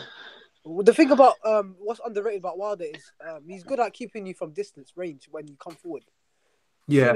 You've seen it with who was it? You've seen it with Steven. When Steven try to walk him down, yeah, he just keeps his jab. He keeps his distance and he hits him. I think he will keep Kaunacki from range and he will time him. Yeah. There's a difference between Kaunacki and Steven, and it's a very, very serious distance. I know. Steven comes in a straight line. Kaunacki weaves. Yeah, and Kaunacki, I think, has got quicker feet. But he's a bit too open. He is open, and he will get tagged. But he got a chin. He's got a chin. He's got a chin. I know Steven does. See, Kaunacki was the fight I wanted for Wilder. I'd rather see that from Brazil. I'll be honest. I'll be honest with you. I'd actually give, if Deontay Wilder had a mandatory fight, or even like if things don't happen and he took the Kaunacki fight, I ain't gonna complain because I rate Kaunacki. Yeah, Kaunacki's just. It's a fight that we won't be disappointed. Like it's a weird one. Like we'll like to watch the fight, but we're not gonna be happy with it. If you know what I mean. I'll be happy with it, to be honest. Yeah, I know what you mean. I know what you're trying to say. It's like it's a good fight to have, but there's other fights you'd rather have. I want to see if I Dylan White next. Yeah, Dillian's a good shout. I'd rather see Kalnatsky against Dillian Whyte than Wilder against Dillian Whyte. Oh, yeah, Ooh. Kaunatsky, Dillian, that's a good fight. That's a war. That's a It's great an amazing fight. That's just got fight of the year written all over it for the heavyweights. See, for me, like the fight I want to see is Kaunatsky versus Andy Ruiz, just two fat guys beating the shit out of each other. But we saw that with Charles Martin and Kaunatsky, didn't we? That was a good fight. The Charles Martin fight was good. Yeah, That was Charles a good fight, man. Charles That was Martin underrated. He came to fight, man. Charles Martin came to fight. Would you say that's the performance of Charles Martin's career? Yeah, I'd say so. Even though he lost. Even though he lost in a warrior effort, that's all I can say. I thought he was about to stop Kaunatsky in the late rounds when he was hitting him with big shots. I think, do you know what? I think Martin has decent power. He's got sneaky power. Yeah. Yeah, I don't even think it's sneaky, man. I think it's obvious. Because when it doesn't matter whoever I've seen him hit, whenever he's like landed properly with that left hand, you always see them flinch. You always see their body move. You see their legs kind of move. It's not like as though they're being like knocked out, but you're seeing their body shudder. And that to me is the most telling type of power, because it's the type of power that like makes you hesitate. Yeah. Yeah. I mean, watching at the end of the day, Charles Martin, as I said, is my favorite heavyweight. You're actually taking the piss, or are you being serious? I'm deadly serious, because I have one reason and one reason only. He's the gorgeous villain. He's the waif god. He's the prince. Charles Martin is absolute gold, man. He's comedy gold. As a fighter, he's not my favorite, but as a heavyweight at this stage, he's more legit than most of them. That's the honest truth. You see the way Joshua took care of Martin? Yeah. And he was a southpaw. Yeah. You see when Martin threw a lazy jab and then he slipped and he hit him with 2 counters and the fight was over. Yeah. Can you see that happening with Ortiz? Yeah, listen, I said about Ortiz with even Wilder. If the guy's a sitting duck for a right hand, man, his jab can be countered. Look at Ortiz. Sorry, not his jab. His that shot where Wilder knocked him in the 5th round. That shot was so telegraphed. I saw it coming. Yeah, I said in the fight, in my prediction, like Ortiz he's a sitting duck for a right hand. He really is. I don't think controversial. I don't think AJ versus Ortiz is that competitive. Same. I really don't. Especially now. I think Ortiz is going downhill. And what annoys me the most is if AJ knocks him out in a couple of rounds, people can say he's done. Wilder took his soul. Like, yeah, I know. No, they're not going to. They've already started making the excuse after the Hammer performance. That's the thing. Yeah, the Hammer performance. The fans who are praising. You see, it's not Dylan White. Just take the fight in July. Sky Sports box office. Nice payday. Beat Ortiz and get him out. Where do you reckon Dillian's even going next? I don't know. I think it's May. Delilah. Hey there, Dillian. Like, this is hard. This is hard. Like, he's shot himself in the asshole, hasn't he? Yep. It depends. He shot himself in the ass. I love Dillian Whyte. I've been a fan of him for a long time. I was at the fight against Brian Minto, mate. You know what I mean? Like, I was actually there. I had watched his career beforehand. I knew about him. I knew about him when he first started.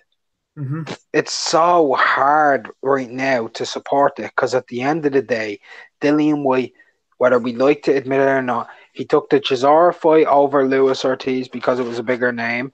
He didn't take the Kubrat Pulev fight to become mandatory, right? True. He had an option to fight against Luis Ortiz to become the second mandatory, and he didn't take it.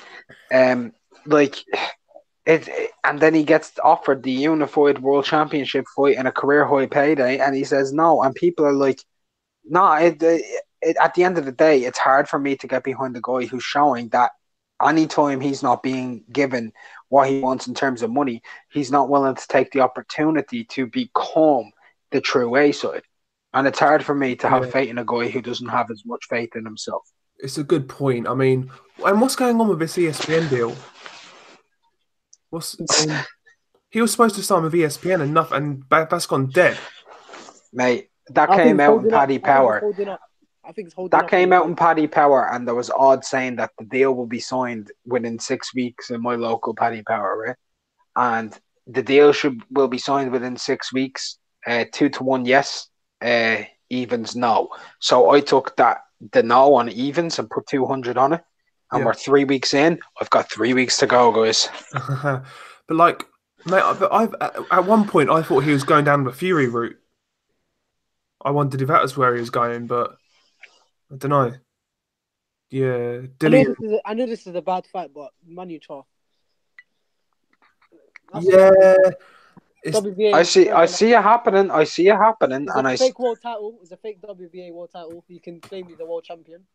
But here's the thing: it's a fake world title to us. The casuals don't know that, and that's the truth. Yeah, it's the true. Casuals don't know that. Like at the end of the day, I've been arguing with Dell over Carl Froch's fake unification with Mikel Kessler. Wait, who was the super champion? Andre Ward. Oh yeah, he was in it. Yeah. You know what I mean? And when David Hay wasn't marketed as the regular WBA champion, he was marketed as the world heavyweight champion in the UK. Yeah, he was. Yeah, it's true. Oh yeah, that's how they do that. That's how they do it. They're not the Matchroom are not marketing to hardcore boxing fans. Their fan base isn't hardcore. So it's people who like to go up and show up at the random events. And fair play to them, because they don't know anything about boxing and they think these are the best fights in the world because that's what they're being told, and they show up and they get pissed drunk and they believe it. Yeah, no, I agree. It's a fair point. It's a fair point. Dillian Whyte should just stay in the UK. Right. Yeah. I'll tell you now, if Dillian Whyte don't want, look, people will give me shit for this. I'm not an Al Heyman fan. I hate Al Heyman, but I actually think Dillian should go with the PBC and he should be put on pay-per-view on ITV and go onto ITV Freeview for a couple of fights as well, because he'll gain a massive profile if he's on a Saturday night on ITV1 in a heavyweight fight and they give him a good opponent, like let's say he has time though. It's the time. It's the time. Yeah. It's in America. No, but if they because Eubank and DeGale wasn't on at American time; it was on the UK time. I'm talking about them taking him as a UK person for them to break in, like they've done with Eubank and like they did with DeGale. And I don't think he should, but it's a risk, if you know what I mean. Yeah, but because he's doing well on pay-per-view. He's getting 400k for yeah, but mate, he ain't gonna keep getting them fights, and Eddie Hearn and him, they're not seeing eye to eye at the moment. So if I'm him right now, he's looking to move. I'd be wanting to move, but stay in the UK and not go over to the US, which I'll have to do with ESPN, but stay based in the UK, work out a deal with the PBC and go with ITV, because ITV at the end of the day is an absolute monster waiting to happen. And they need a marquee name. The money though. Yeah, I'll be honest, man. I don't think Sky will let Eddie lose Dillian Whyte. They can't afford to lose him right now. And the money. I don't think Sky care anymore. I think Sky are out. I think Sky are out. Mate, I think they care that they've only got one pay-per-view in the first 6 months of the year. They've only got really 2 pay-per-view stars. Really. Dillian and Anthony, yeah, that's it. It's 2 fighters, isn't it? No, Brooks is not. Tony Belly's retired. Who else? That's it. So they've 2 and American maybe. And do you know what annoys me the most? You see these there's a lot of fighters like you know Eastern European fighters that they always base themselves in America. Yeah. Some of them should base themselves in the UK. They can get big following. Like imagine Kovalev, Beterbiev. They become big in the UK. I'm telling you. Yeah, I'm surprised more Polish fighters don't come to the UK more often. I'll be honest. They've got a built-in fan base already. To be fair, in the UK, yeah. Oh. I'm surprised. Like Polish fighters don't come over. And there's a lot of Polish people in the UK, man. That's what I'm saying. Like they've got a built-in fan base. Like they do. They do well, yeah. Like Eastern Europeans in general. Yeah, I know what you mean, man. I know what you mean. Just go to a warehouse, man. Just go to a warehouse. You'll see like 200 Polish people. Yeah. But it's like Amazon warehouse. Yeah. Like Eddie signed a few, but like they're fighting in America right now. The Crawler versus Lomachenko, I'm telling you, that will sell out MEN Arena. That would. Yeah, of course, 100%. Mate, that do more than the MEN Arena. Like I just don't understand. that's I just don't understand these stupid decisions. Yeah. To be fair though, Lomachenko's A-side, isn't it? He's going to want to fight in America. I know he's the A-side, but business sense and like, you really think the Staples Center is going to be filled? I doubt it. No. But at the end of the day, never mind the MEN. Lomachenko would do pay-per-view here. No, he would. He would do pay-per-view against Crawler. He would actually get on. It would be pay-per-view. Lomachenko is a huge name. Every casual fan knows who he is in the UK. Yeah, you're right. But I don't think the pay-per-view will be as good as the ticket. The ticket sales will be brilliant, but the pay-per-view won't be. I'll be honest. Yeah, I don't think casuals know who he is. Like, if I ask my mate, who's like a super casual, I don't think he'd know who Lomachenko is. He's got a big following on social media. In terms, he's got 1 million. Mate, all I'm gonna say is, Lomachenko. Whenever I mention him to any of my super casual friends, they always say, "Who's he?" And I'm like, "He's that guy." Which guy? The guy you seen on YouTube? Oh, Matrix Man, because that's what they know him as. Is Matrix Man. Yeah, I don't know, man.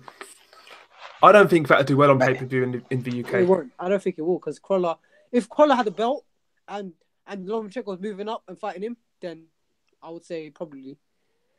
Or unification. Linares. Let's say Raw reverse. It was a Linares instead of it was a Crawler. Lomachenko coming to the UK. You're forgetting the key factor, though. What? Eddie Hearn will sell that fight. Eddie Hearn will sell it. Most of these casuals, all they need to do is hear Eddie Hearn say a fight is great and they believe it, right? But if he doesn't even have to try and say, I've got the number 1 pound-for-pound fighter in the world, fastest 3-weight world champion of all time, against Manchester's own $1 million Crawler. $1 million Crawler trying to put it all on the line. One chance at greatness once again. And also you have Johnny Nelson. Yeah, also you have Johnny Nelson saying, "Oh, I really think Crawler can pull it off." yeah. And Johnny Nelson, Crawler's better technically than Vasily Lomachenko. You see, here's the thing that people don't get, right?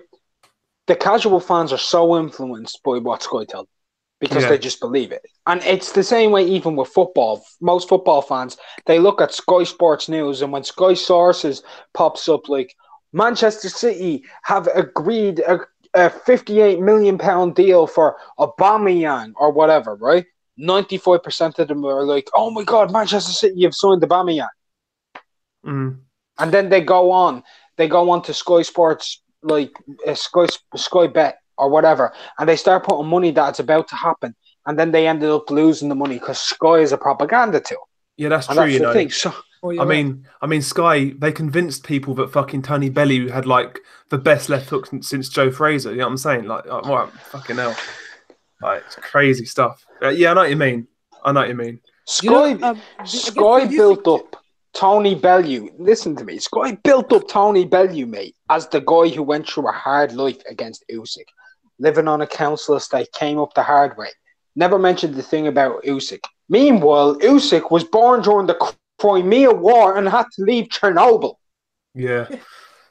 Crazy, isn't it? His country he grew up in an area that was radioactive. He had to evacuate the country. Yeah. It's probably why it's so fucking good. Fucking. It's probably why he's so nuts as well, man. Did you see the video? Teach boxing. Did you see the video, where they were interviewing Tony Bellew, and Usyk's in the background, and he just pops up over the corner with his eyes just staring at him, like, and Bellew starts cracking up. He's like, he's always there. He's everywhere. No, man, Usyk's good, man. I like Usyk. Usyk's hilarious. I'm telling you, I follow Usyk on every social media account. Usyk somehow beats a Wilder or AJ, man, that guy's a goat, man. Yeah, but his star power would go through the roof if he beats like AJ or Wilder. The thing about Usyk, I think he should capitalize on the UK and headline here. Yeah. He was on the pay per view. What did the pay per view do against? It was sold out arena. I'm not sure about the pay per view, but Usyk. I think it did 325K, which ain't bad. That's not bad. And Usyk on the Sky Sports, in the O2 arena and building a decent undercard, it will do good numbers. Yeah, I think McGregor said McGregor mentioned Chisora Usyk as Usyk's first fight at heavyweight.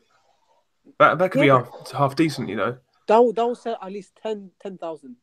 Yeah, I don't think it would do 10,000, mate. I think that might actually do the O2. You think so? Yeah, I reckon it'll do well. If they have the right undercard, if they have the right undercard, yeah. Yeah. Someone like a Boatsi. Yeah. Boatsi, someone. A world title. If they get Buatsi on there, Kelly, they get a Coley on there, they get all the major like next gen guys, and then they put like maybe who else could they put on there? Sonny Edwards, Charlie Edwards, whatever his name is. Maybe a prospect British title fight. Something exciting. But this year in the UK, do you know what they could put on there that would actually be decent and interesting? A Coley against Riakpor for the British Cruiserweight title. I don't think Riakpor was ready. Yeah, it's a good fight though, isn't it? Yeah, it's a good fight, but I don't think Riakpor was ready. It might not be ready, but they can sell it to the casuals. Look at the size. Yeah. And also, what's it called again? What was I gonna say? Richards versus Burton. That's a good fight. Yeah, it's a good fight. Oh, by the way, lads, even on the undercard, 10 minutes, you know. Even on the undercard, they could have Takam against Michael Hunter. Yeah, it's a good shout. What's going on with Michael Hunter? Well, I've heard rumours about him fighting Povetkin. I heard rumours of Takam Usyk and Hunter Povetkin. That's what I've heard. I favour Hunter against Chisora, Povetkin and Takam. I definitely favour him against Takam. Hang on. I think I'd favour him against Chisora, to be honest. I think Povetkin will do Povetkin. Do you think? I said that actually. I said I think he gives Povetkin a lot of problems. I mean, years ago, he's more fluid than AJ. And years ago, Chambers gave Povetkin problems with his speed, and that was years ago. Povetkin's like 40 now. 40 years old. Yeah, it's a good shout. I think Hunter. I thought Paris was about to do it. Bang. Yeah, I think Hunter has a good chance in that Povetkin fight. I reckon it's 50-50. The only question I'd have is how Hunter's going to deal with a guy who's capable of getting in on the inside and tagging him up. Yeah. Who Hunter against Povetkin? Yeah, because I mean we've seen them in the heavyweight division against Ustinov and Bacoli, two people who are as slow as molasses. But they're not big. exactly. They're big. They're big, but Povetkin's more like a cruiserweight heavyweight, and he's capable of getting in on the inside. That's the thing. Yeah, it's true. It's true. Yeah, that's true. But Hunter's quick. He's got fast hands. Yeah, and fast feet. Yeah. And he's Olympian. But when he gets the pressure put on him, he does get tired. Yeah, it's a great fight, man, isn't it? It's a great fight. Povetkin. Well, the thing Hunter. is, he needs to. If he rises the storm for the first 5 to 6 rounds, and he's got a bit of an engine. Yeah. Yeah, I want to see it. You know, I want to see it. I want to see any of these type of fights. Yeah. There's so many nice matchups. Parker versus Takam. No, not Parker. I mean Parker versus Povetkin. Yeah. Good fight. Parker Chisora. Yeah. There's loads. That's what I'm saying. Like, the heavyweight champions are not fighting each other, and neither of the contenders. They're not fighting each other. The thing is, there's good matchups that you see, like a Rosado versus Selecki. Rosado might be what's it called again? He might be a journeyman or like a gatekeeper, but he's always in good fights. You need the ingredient. You need to know when it's a good fight, a good matchup. That's what fans like. Yeah, it's like Chisora. Chisora is basically the Rosado of heavyweight. Like the Crowley versus Chamberlain fight. That fight, Eddie Hearn sold it brilliantly, but it was hope and pray if the fight would do well. Yes, and it's too early, wasn't it? That fight happened too early for both guys. A hay belly undercard, it would be decent. Yeah. But no, you made a good point. Like matchmaking, like putting the fights on at the right time is important. Because the Okolie Chamberlain fight is a good example because people were hyped about that. Yeah, you know, I was kind of. yeah, same. I was as well. I was really looking forward to it, but you know, they rushed it. Both guys weren't really developed. Both guys were still raw. Yeah. If they left it like another 18 months, you know, Well, there won't be probably. guarantees if one of them loses. Yeah, yeah, exactly. I heard that Chamberlain might fight Billam Smith. You guys know Billam Smith? Yeah, it's a Cyclone fighter. Yeah. Yeah, That, yeah. That's a good fight. To be fair, that's a good fight. I heard a rumor way back about Chamberlain fighting Mike Perez. yeah. I mean, mad step up that would be. I think he's I heard it as well, but I think Chamberlain's probably gonna fight someone a British Yeah, fight. I think Billam Smith's a good shout. To be fair, But I think Billam Smith is that he's green as well. He just turned pro the other day. he's like 8-0, isn't he? Yeah, Yeah. yeah. I don't see why they. But I like Chamberlain though. He's easy to root for. yeah, I like Chamberlain. He's from near my area as well, Brixton. Yeah, Not no. too far. He's All got right, lads. skill. I'm gonna have to jump out. Yeah, have a good Yeah, one. no, yeah. I'm wrapping up in about 10 minutes, mate. To be fair, I've got. Congratulations on reaching 1,500 subscribers, though. Thank you very much, man. Yeah, cheers. We'll do more. We'll get more live streams going as well, man. Peace out to everybody in the chat. Nice one. Nice one. Peace. But yeah, man. I mean, matchmaking. It's a hard one, isn't it? Because if you leave it too long, you know, it looks like fans are getting mugged off. But at the same time, when you make it too early, you get fights like Chamberlain or Coley. It's one of those things, isn't it? There's maybe like it's like, for example, Groves and DeGale that Yes. that lived up. That was a great fight. Yeah, I enjoyed it. A good technical fight that was, wasn't it? But the thing about them two, they were established amateurs. They were brilliant amateurs. Yeah. There's history there, weren't there? There's like a story there. Those great amateurs. Those exciting as young pros.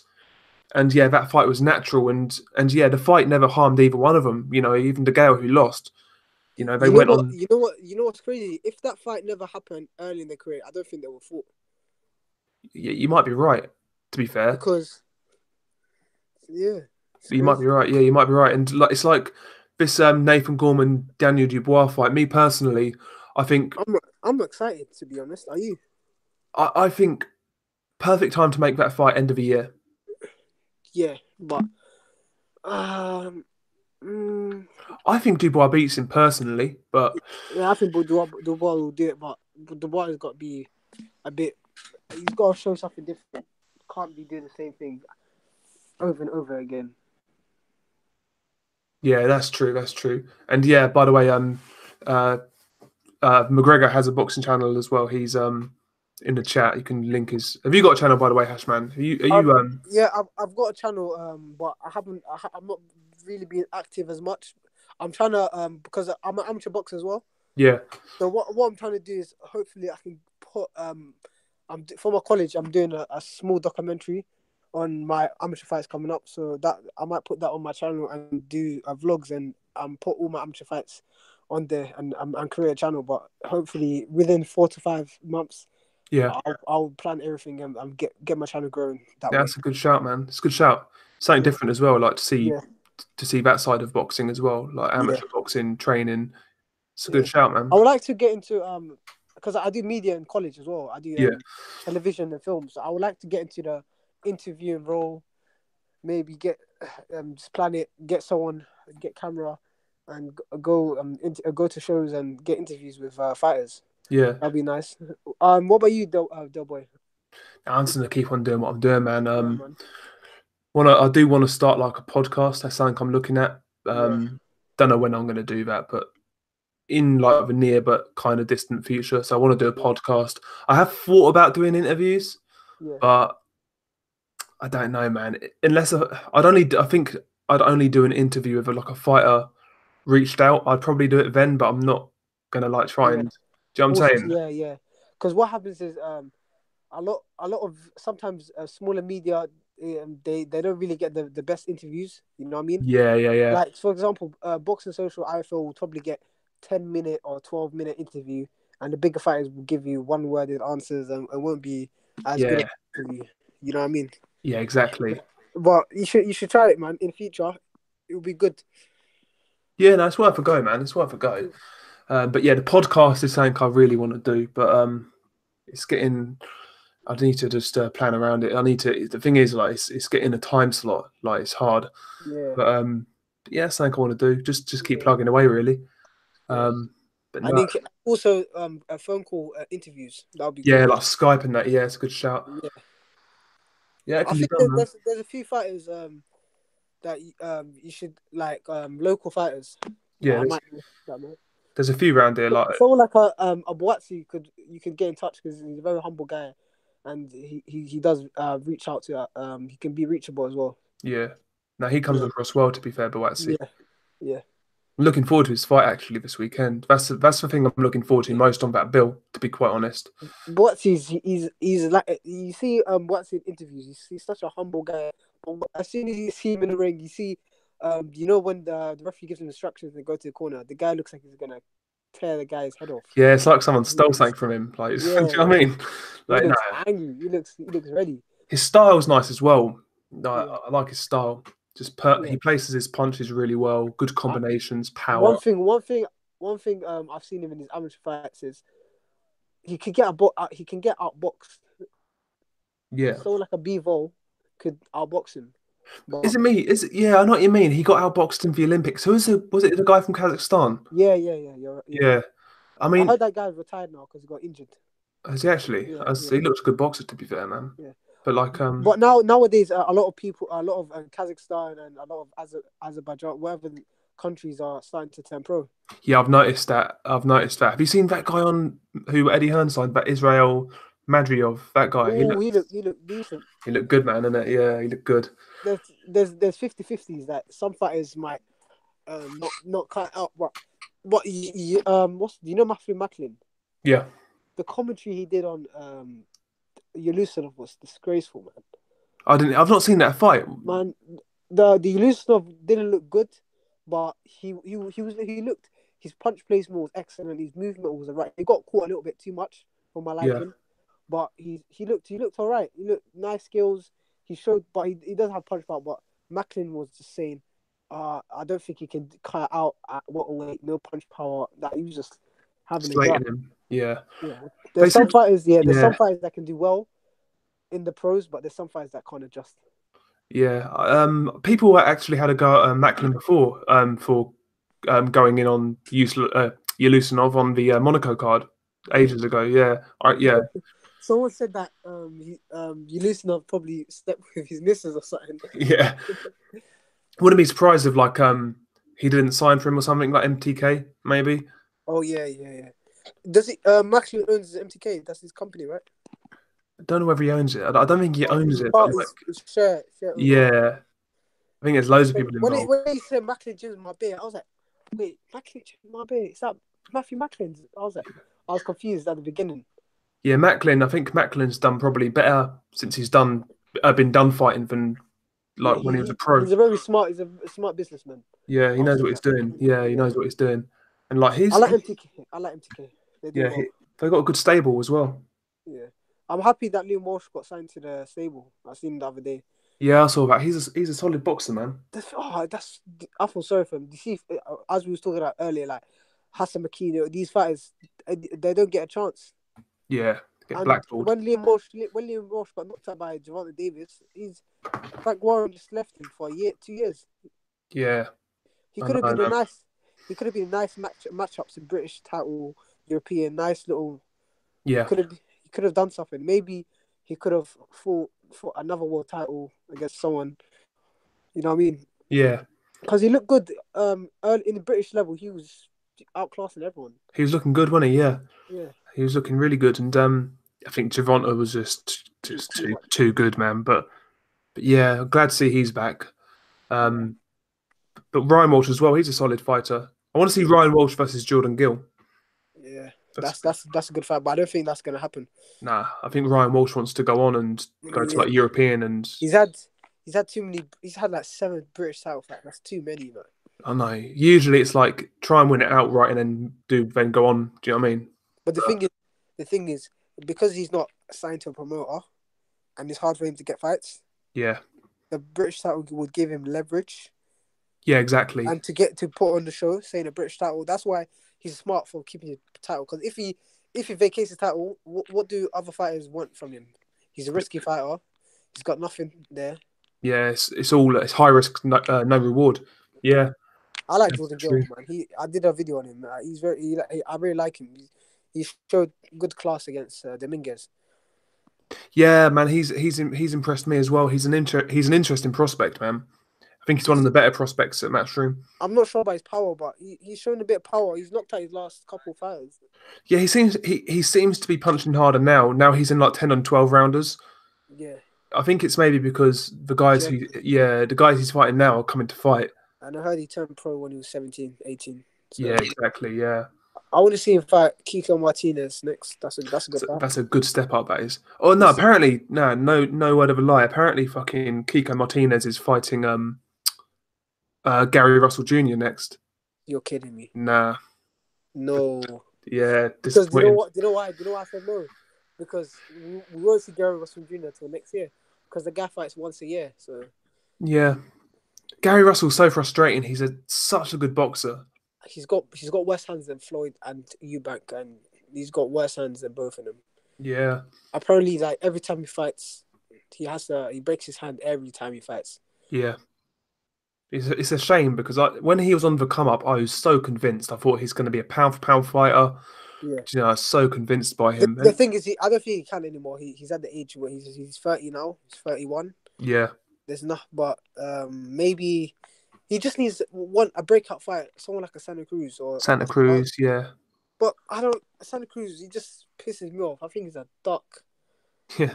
I think Santa Cruz. The annoying thing with Santa Cruz, I think he's a good fighter, but he just doesn't get in these fights. It's because I think Al Heyman's probably protecting him because he has that Mexican fan base. He can sell tickets. Yeah, Al Heyman. They both can sell tickets because Russell can sell tickets in DC. You know what I mean? But Yeah. the matchup just needs to happen, man. Because Yeah, Heyman. I think Santa Cruz is one of his favorite fighters. yeah, Like Santa Cruz named his son after Al Heyman. I'm sure of it. Rivera, like, come on, man, that's Yeah. terrible.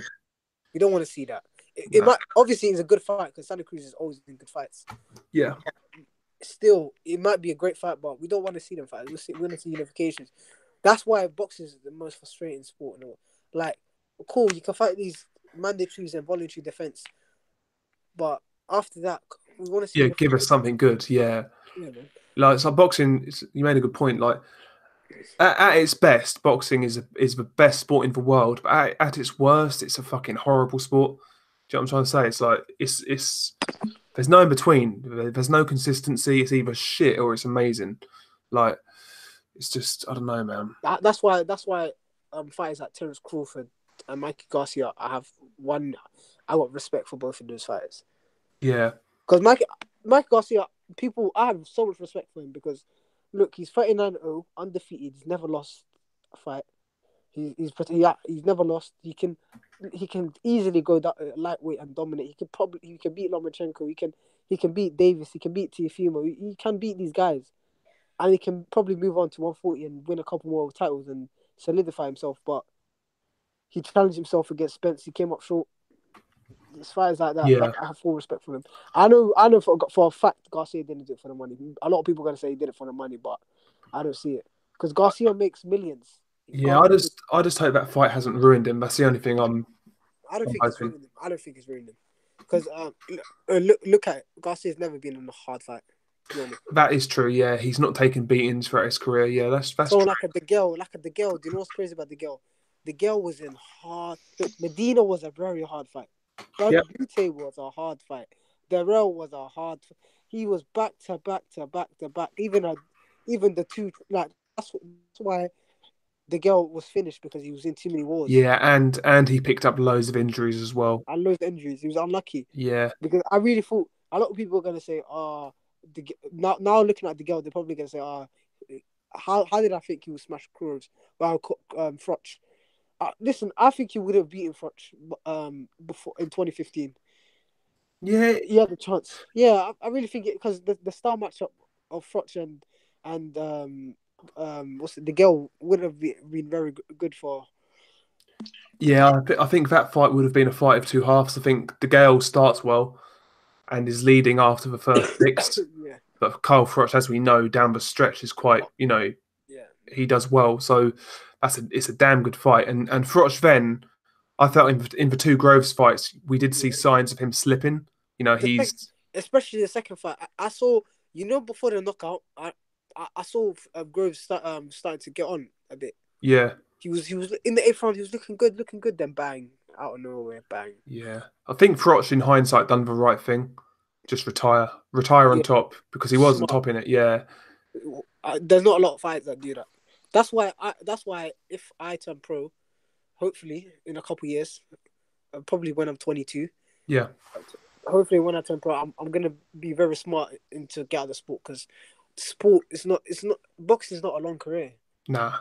Like, it's not healthy to get punched in the head. You know what I mean? Nah, you got to make it. That's why you got to be very defensive. You got to be very smart. You got to learn the skills to look after yourself. Yeah, exactly. Know when to fight tough fights. You can't listen. You can't fight elite fighters back to back to back to back. It don't work like that.